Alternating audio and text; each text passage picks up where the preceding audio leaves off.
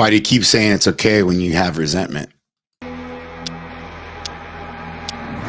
what you allow to come in your mind controls your fucking heart. Get up!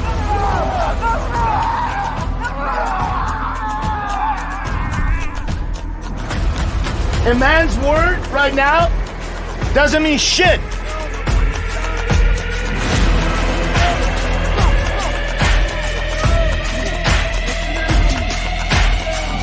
Imagine if you just have that in your life. You have the truth and you have honor. That everything that comes out of your fucking mouth, you do it. That you do the shit that you said you're gonna do.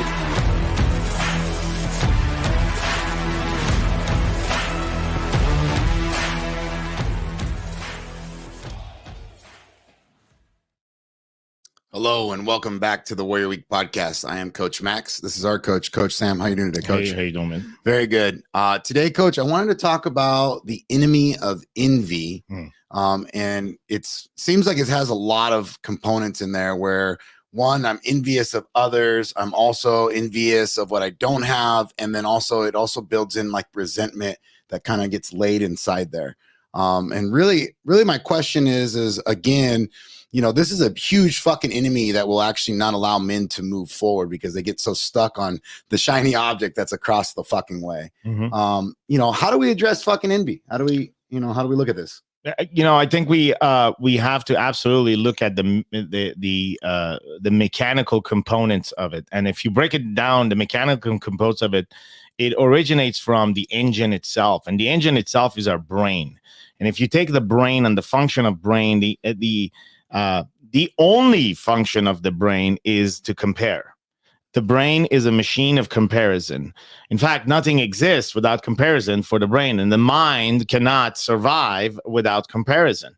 And so what feeds the mind is comparison. If that is what feeds the mind is comparison, then we are constantly comparing. And in that comparison, we have developed patterns and behaviors of finding favor for some, and with lack of the existence of the favor comes the desire to have. That's what we envy is a source of a lack. And so if by itself envy is overtaking most of our observation to our behaviors and even to our will and most of our thinking, is because somehow there is massive lack of love that exists in us. And we can begin by the love of, the initial love, that the first encounter with love that we receive, which is from our parents. You and I have experienced that initially in the arms of mom and dad and our home and family, and then it evolves to our the larger family surrounding us, our neighborhood friends, and how we're received at school with others, and this concept of, even if you look at the concept of rejection, it is really an absence of love. And so that rejection continues to take place in our life, as a child, through our teenage years, and as an adult, and it becomes this thing that constantly hunts us. And so we become machines of comparison. And because we're machines of comparison, and because envy is part of the original sin, there was envy, there was a lack of not having. I'm not going to eat from this fruit of knowledge. Well, why should I not? And that desire, what initiated that desire, what brought envy into the heart of Adam in the first generation of man, I don't know. I don't think anybody has the answer of that. Not I don't think. In fact, I know nobody has the answer of that. It's one of the mysteries of God. But what we know for fact, that ever since that, it has been passed on generation to generation. When a baby is born with envy in his heart. Yeah, already, because he's lacking of something. And whether he knows it or not, he's lacking of sleep, he's lacking of food. Fuck, yeah. He's lacking. Think about it. And even anger. Yeah. He's born with anger because a baby's only language is anger. Yeah, cries, gets upset. Yeah, it's fussy, it's burping. Yeah. Before morality kicks in, before he gets to an age where he can morally neutralize things, he is born with those things, lack and anger. You bring up a great point with specifically lacking of, and knowing now and seeing it inside of like a baby, and now everybody's looking at their baby like, oh fuck yeah, you're right, it is lacking. But we lack our own ability to be aware of what we have as well. Correct. So then inside there, immediately we're always envious. We have a lot, and yet it's still not enough. And that feeds back to what you're saying about the sin and the greed of it. Like, you know, you have a mother, you have food from a mother and all this shit, and yet it's still not enough as a baby. And it just keeps growing. Well, when you're blind, you lack 100% because 100% of what you're not seeing. Yeah. Yeah. Yeah. And so we become blind in the process of, the lackness, if you want. It just blinds us. It blinds us to the things that we have. And so I know there's a lot of emphasis, especially nowadays inside of the personal development space, and the new slogan of the gurus, which is gratitude and self-love and be grateful, which, if you're grateful, immediately you're in power. It's an obvious thing, right? But why does it have to be an effort to be grateful? Why can it not be as effortless as envy is? Envy is pretty effortless. Yeah. And we all have it. We all have it. And it doesn't require us to subscribe to some program. It doesn't require us to hire some guru, some coach, some life coach that can tell us to work on it. Like literally, it is effortless and automatic.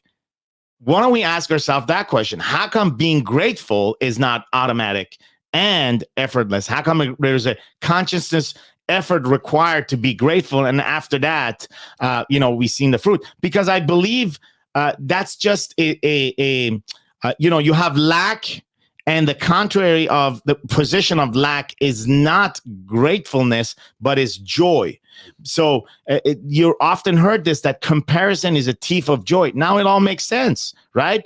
Every time you're comparing, which there is a presence of a lack, you conclude there is a lack. And because of comparison, now inside of that, there is a feeling of feeling less or not having less.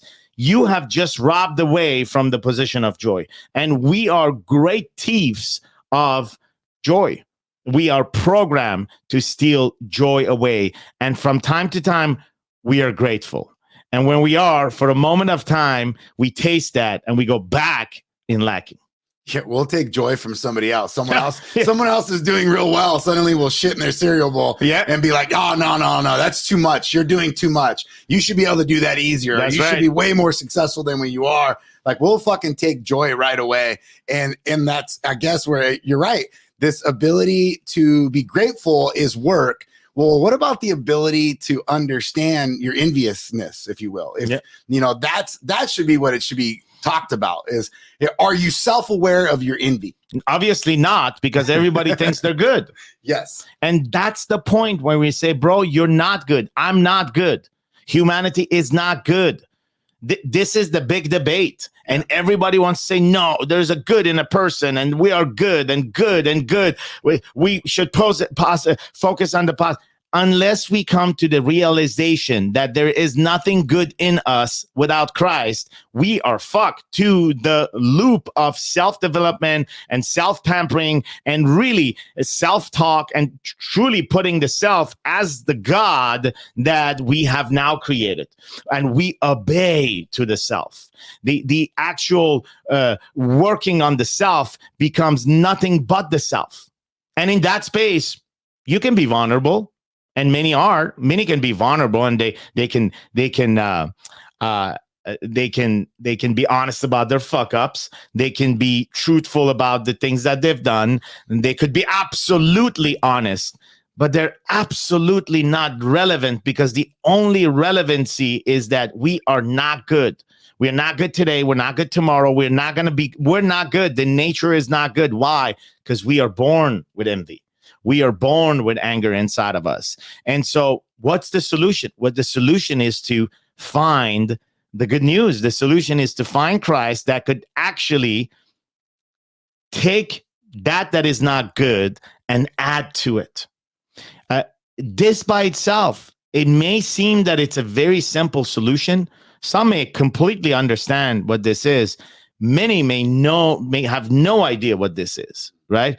And I invite you to begin through an investigation to find an answer for that, because the answer is not anywhere else in us. If it was, we would have found it by now. Yeah. Well, I mean, even when we had it, we lost it by eating that the fruit. Like, yeah. I mean, even at that moment, we still needed Christ to come into our heart and allow for that to come in. You know, the other side of that too, Coach, you talked about specifically how we are angry all the time. And we're angry that, again, it's almost like a time thing. We're angry about we're not where we should be, or we're angry that we didn't get the results that we should have wanted, or there's this lack of understanding of what we have. And we're, like you said, we're blind to it, which in turn creates this resentment. And we tend to want to externally point it instead of internally see it. Mm-hmm. And where is the line? You know, obviously if I go and I start getting inside the word and I can actually start to see it, mm-hmm. but outside of that, like what is the initial ability to find it? Like how do we see it in us? I mean, it's really to come to a conclusion that we are cursed, generationally cursed, and this idea of being good is an absolute horseshit idea. You come to that conclusion and you accept that you're not good, that there is evil inside of you, that Hitler Hitler killed million people, but you and I have the ability to do the same thing in our head. Think about it, man.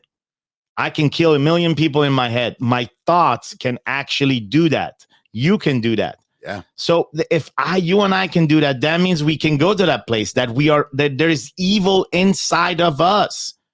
And we can't, like, someone good cannot think that way at all. And because you and I, because the good old grandma in the corner of the street, because she can also think the same thing, that defeats the argument of we are good. Helping others, helping ourselves, helping our children. These are good deeds. These are good things. These are good of character. But our nature remains the one that is infected by this idea that we can do fucking wrong. That we can do wrong and we can be the wrongest of the wrong. And if we still get this wrong, then nothing is right. The thing that we need to get right is the right idea that God is good and we are not. If this is not gotten right, everything else becomes wrong in a man's life. His family, his marriage, the way he raises his children, the way he makes his business, everything is infected by this lie of self-belief that we are good as God. And some of it could be, hey, man, we're good as God because we're creating the image of God. Well, that's not comprehending exactly what it means. We are not the exact image of God. We're created like the image of God. There is likehood of his attributes inside of us. And then there is the rest, which is evil. A lot of evil. But it would be hard to recognize and realize that, and to fucking tell yourself that that's a breaker. Because I mean, if I have to admit that I'm fucking a bad person, that's already gonna fuck me up. Well, your first thing is like, okay, man, I hear you. Okay, so that you're saying that's your argument. My answer would be like, look, man, it's not my argument. Yeah, like, you know, I'll be an asshole if I tell you that. It's what God says. So if you're gonna be mad at someone, be mad at God.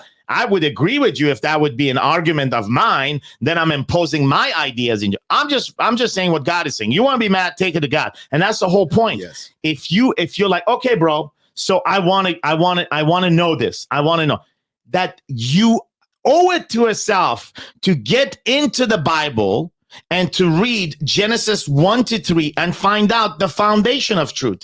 One of the things that's going to slap you in your fucking face right out of the gate is that the world was made in 6 days, not in billions of years.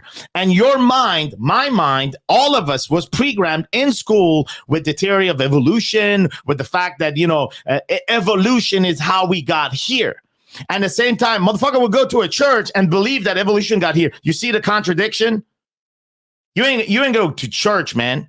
You ain't go nowhere because your mind was programmed. The foundation of the truth was broken. Because the foundation of the truth was broken, it doesn't matter what you added to it. Your foundation is wrong. Everything else is wrong. The church is wrong for you, man. Well, I've been a Christian 30 years. Well, if your foundation is cracked, then that 30 years is wrong.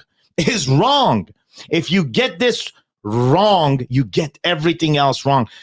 There is a foundational truth about who we are and who God is, who we're supposed to be as a husband, what is a marriage, what is a family, what is evil, what is sin, what is good. All these are answered inside of Genesis 1-3, the foundation of truth.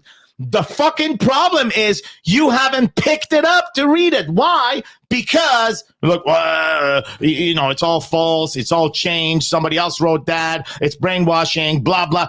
All these nonsense that you keep repeating that has no source. Because somewhere, somehow, some asshole put that in your head. That's comparison. Again, from fucking the moment you get it, you compare it. Oh, 6 days, there's no way that a creator could make something in 6 days, so therefore I have evolution. And, maybe it's because of the timeline. There is no timeline on his timeline, so evolution makes sense when you think of it in God's timeline. And you'll go, and the comparison. The fucking comparison. 100%. You're trying to manage the creator. And you're forgotten that, hey, man, you were made. We were made. We can never comprehend the creator at all. And so as long as we have this battle of trying to manage the creator, then we're trying to manage something, we will never know what he knows. Yeah. You're going to keep going back to the self. You're going to keep putting the self first. You're going to keep thinking, oh, I'm doing self-development instead of God development or getting closer to God in that sense. And that's the way I look at that is that, yeah, I do need to understand myself, but I got to put myself into God's word. And then I got to put God in the center because that's the other thing we do, right? Yeah. We make the comparison and next thing you know, it's like God and us together. And then at some point you're like, well, fuck it. He's got to sit there. I got to sit outside in this circle. That's right. And now we can start understanding the relationship. 100%. It's relative. Everything is relative to God said. That's it. If you look at a creator, a definition of a creator, it's a person that creates something. And from that thing, he decides the rules and the condition. And if anybody breaks those rules and condition, the penalties around what he's created. He has all the rights to do that. You cannot say, as the one that has been created, you do not have the right to do that, or you are good or wrong by doing that, because you cannot comprehend the mind of the creator. So you can sit here and say, well, if God was good, why did he create Hitler? Well, that's the thing that we cannot comprehend. And so as long as we want to intellectually feed our logic with some kind of limit that we have on that, then we'll lose. There has to be a surrendering to the sovereignty of the one that it created. If that surrendering doesn't happen, if you don't bow down to that, you will always have an intellectual problem that will not solve the following question. Will you wake up 1 minute after you die? All your intellectual theory will not have an answer to that question. All you will have is a fucking assumption. Yeah, there was a quote somewhere I read recently. It revolved around a great leader has the ability to surrender to God. Yeah, like and the ability to actually surrender to that and knowing, okay, hey, I'm going to give it over to it, and then you can move forward. The other one, Coach, that you brought up was the vulnerability, and I fucking hate that word, and I really hate it because you even explained it too, like how people think they're vulnerable based off of the paper that they turned in. So you're vulnerable because I put all this shit that I've done in the past on a piece of paper, and that's what you're going to judge me on.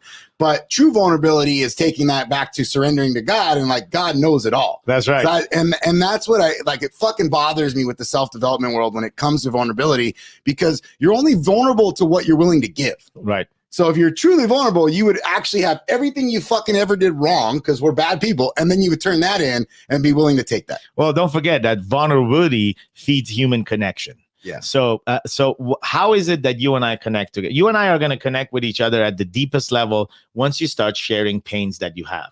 And because of this, ability to feel empathy for you, which is, by the way, one of the things that we imitate about God, which is his love, caring for others, which is, by the way, one of the ability and capability that he's given to us to some extent as created like him in his image, not exactly like him. That's where the comprehension needs to come. That comprehension is a knowledge. There is a knowledge that needs to be gained before you even start feeling God. A lot of people say, oh, God told me, God says this. Do you know God? And there's a moment of silence. And there is this massive description in our own imagination, which is different from somebody else's imagination. And if we have different description of God, then we're worshiping different God. And a man's character will reflect the God that he worships. You worship yourself, your character will reflect that. Yeah. You worship an unknown God, your character will reflect that. And it's not moral compass or being morally human that actually makes a difference. It doesn't. The rules of morality that we all obey one is nothing but us imitating the attributes of God. Even if you are a non-believer, you're doing that because to some extent, when he created you, he put those ability inside of you. Non-believer, believer, he put it inside of you, put it inside of you. I'm aware of it most of the time when I'm imitating them. You are not. It doesn't matter. You still are imitating. That's why you're a good human. That's why you do good, because he is good. Mm-hmm. Not because you grew up in a nice family. Not because you grew up not because it just happens that you're a nice person. You're good because he is good. And so we're imitating those. And so inside of that, this is what we need to look at, man. We need to look at the reality that when we are vulnerable, we are just imitating God's empathy for each other. You feel pain, I have empathy for you. And in that moment, I come closer to you so I can connect with you. Well, just like anything else, this can be exploited. Vulnerability fundamentally is a good thing, but it doesn't mean that it's morally neutral. People have exploited to take advantage of each other. Oh, I'm going to be honest with you, so now you can trust me, and in that trust, I can sell you some shit. I'm going to be honest on my video, so now you can trust me, and then you can buy my coaching, you can buy my program, you can buy. That is a huge thing right now out there because Tom and Dick and Harry are just copying from each other. Oh, that guy is really doing well. What is he doing? And this is exactly what I was telling you. There's a fucking problem when we start imitating other people's life, because now we're like the false teaching starts getting imitated. The guy comes in and watches that guy. Well, he's very successful. How is he doing that? Oh man, I really like that guy because he's very honest and he's vulnerable. I'm going to do the same thing. So I'm going to be vulnerable in order to get something from it. Vulnerability is where you have zero expectation to receive nothing from it. That's a moment of true vulnerability. And that you cannot find that today on the marketplace. It's distorted, diluted, and it's exploited. Yeah, and comes back to the whole enemy is that it's exploited through envy. 100%. I'm able to tag you and grab you and pull you in, and then I tell you it's because I'm sharing this wholesome moment with you, but the reality of it is that I'm taking advantage of your envy of what I have. 100. The reality is I like to fuck you in your ass. Yes, and take advantage of that. 100%. And take all that you have in that. But for a man to be able to constantly fall into and chase the shiny object, because that's what happens, right? Like you're just taking advantage of the man that chases the shiny object. How do we break that fucking cycle? Yeah, well, it's constant, what we call the word repentance, what many may not like or they find it churchy, but it's what I call here a self-examination, looking into the desires that we have inside of us that are constantly hungry for what is being offered on the outside. You know, greed, temptation, you name it. There is so many desires that we have inside, and we are customers of what's being offered every day outside. And there's this process of self-examination. There's this process of asking ourselves a question about our desires, or our envies, or the things that we're lacking. Why do I feel that I'm lacking that? There's that self-examination that needs to take place, which is truly a moment a period of our life, preferably first thing in the morning as we begin to deny ourselves. This idea of denying ourselves doesn't mean you don't take a fucking shower, doesn't mean you don't brush your teeth, doesn't mean that you start eating a fucking extra large pizza with 2 buckets of ice cream and you start playing, Call of Duty and you pick your favorite name, which is, Homeless Dorito. That, like, by the way, if you find Homeless Dorito on Call of Duty, that's me, and we can talk about it. The record is high, but the good old days. But it doesn't mean that. Denying the self is really denying this request of the desires of the self today, because we have many desires. There is a menu of desires inside us, and the marketplace, which is the world, the system we're in, and the so-called salesman of the world, starting by the devil himself and all the fucking demonic forces, or if you want, all the other people that are somehow somewhere influenced by this system, are out there providing a offering to this need that we have. There, we have a menu of lack. We have a menu of lack, and these desires are offered in the system that we were born into the world, and they're amplified by these salesmen going around and constantly bombarding, feeding that. We are going to be vulnerable to it. We are going to buy some of that shit. We are going to feed some of the desires that we have. That's the nature of what we are. We are customers of the shit that is being sold that is no good out there. That's why I mean that we're not good. We are not good because we're buying that shit. We're buyers for it. This idea of self-denying and self-examination, self-restoration, it's truly an opportunity to buy less. That's all. I'll buy less today. I know I'll buy some, just I can't help it. But I buy less, and I buy less, and I buy less. And by the time I die, I have bought less of this world. I've denied more of the self than if I wouldn't. And that's the difference. It doesn't mean that I leave this place without any purchases. People think that, oh, you come to Christ and you're no longer like sin. You will constantly be in the presence of sin. But the penalty and the power of sin over you is gone when you truly come to Christ. That's a transaction that takes place. And the fruits of that transaction is that you are sanctified over time, not by your own fucking effort, but by that holy thing that exists inside of you that says, buy less today. Well, then you're fucked, because then now you know what the marketplace is offering you. Oh, yeah. And now you're fucked because you know you're going to buy it because you are a human and you do sin, and yet you're fighting it. And now you're being more and more and more aware of it, which in turn is why the fucking church doesn't really talk about this kind of shit. They say the Christian life is hard. Motherfucker, it's impossible. Yes. The Christian life is impossible. Yes. That's what we need to come up with. The Christian life is impossible because it's impossible to be good. You are going to buy some shit.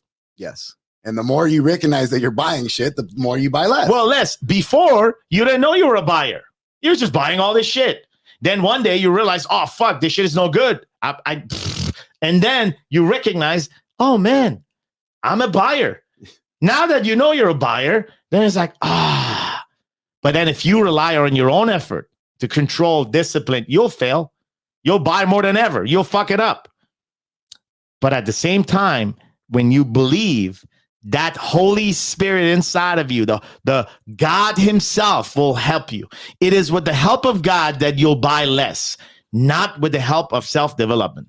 Well, and being able to recognize that as one, right? And then also calling yourself on it and being like, hey man, no more buying is going to be crucial. Whereas other religions are like, hey, or not others, but other Christians will be like, hey, it doesn't fucking matter. You can just go ahead and sanctify yourself. 100%. You can buy all this shit, come in tomorrow, and you'll be fine. 100%. You'll be fine. What? Like any religion that says do this and you'll get that is a false religion. Yeah, 100%. There's no argument there from me when it comes to that. Today, Coach, one of the biggest things that I want the viewers and the listeners to take away is this recognizing and understanding and the willingness to make the enemy the envy. When you see the envy and you feel the envy, go inside the word, go and fight it, understand what's on the menu, understand what's pulling you, and recognize that today, and just make note of it. Just fucking make note of it. Yeah, man, it's a great advice. Every time you feel envy, every time, and you will feel it. You'll feel it right after. You may feel it right now at this fucking podcast. It's like, fuck, man, I envy these motherfuckers because they can swear and I can't swear in my house, because if I swear in my house, then my wife is going to hate me. Well, maybe you hate us for doing that, but in reality, there's a battle that needs to go out at your home. Yeah. There's a battle. Get in the boxing ring, man. Get in the boxing ring with envy. Fight that shit. Ask question. That's how you win. You ask question. Why do I feel this way? Why am I envying this? Being vulnerable is asking yourself the tough question and standing in the ring and going in the battle with the answer and not denying the battle. Not saying, oh, well, you know, I'm a boxer, but I never want to step in the ring. I'm more of a fan, but I'm a boxer. No, you're not, man. If you're a 400 fucking pound fat motherfucker sitting on his couch and telling the boxer what to do, then if that's you, then you're really not a boxer. Have you become that guy? That shit, fuck. I used to get that a lot, coach, with the weightlifters. People would come to me and say, hey, I'm a weightlifter. I'd be like, all right, great. When was the last time you competed? And they said, I haven't. I'm like, oh, fuck. You're definitely not a weightlifter then. You haven't competed. You're just lifting weights. I mean, at that point, and you're not even willing to go in there and seeing what it's like. So if this resonated with you, follow us on warriorweek.com or warriorweeknow.com. Also too, if this application or if this mindset kind of is interesting to you and you're looking into, what are we doing here? Check us out at warriorweek.com, as well as follow us on IG, Facebook, and subscribe to us on YouTube. Coach, thank you. Thank you. Thank you. Quit on your wife, quit on your kids, quit on your desires. It's okay to be okay. Manually putting the fucking blindfold on yourself. Tonight, you're gonna find out what power is.